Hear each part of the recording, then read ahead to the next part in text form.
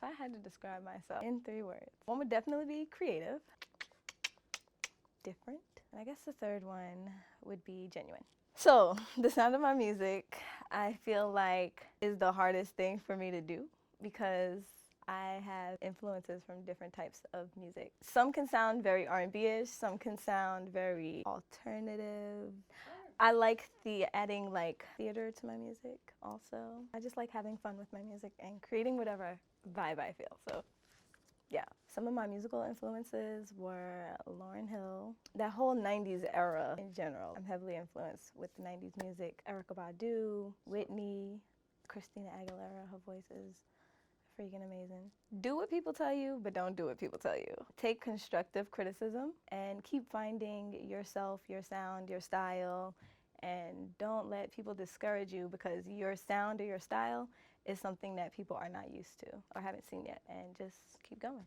You'll figure it out. What made me want to make music? My dad. I watched him create music from when I was a baby. He was pursuing a singing career also. He sang, he wrote. Just growing up and watching him do everything that I'm doing now with all of his friends, like it's just something that was just natural. It just always was there. I don't really have like a regimen for my creative process.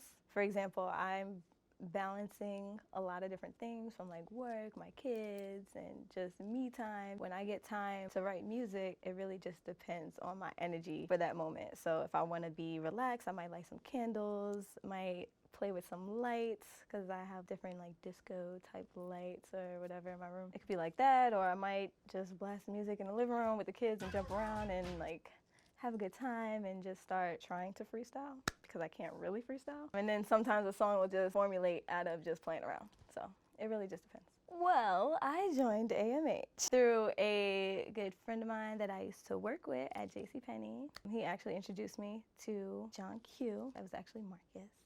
Introduced me to the whole AMH squad. That's pretty much how I joined. They liked my music. They saw the potential in me as an artist. We were just on the same page, so now we working.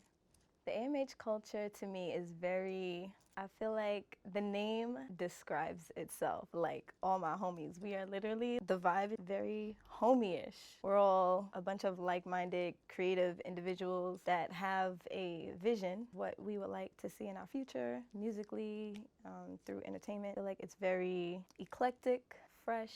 It's kind of old school, but futuristic. Travel. I plan to travel in the future. I'd like to see the world, touch the world, give to the world, and hopefully I can do that with all my homies. So one of my biggest influences just as a person would be my grandmother. She was just a very different person. Like I feel like she understood that I was a creative child at the time. And she was just a very elegant woman that, you know, maybe she didn't have everything, but she always made it, and she poured a lot. I feel like she poured a lot into me. And she always called me like her gypsy, her gem, or Aunt Jemima, because I would wear like my scarf.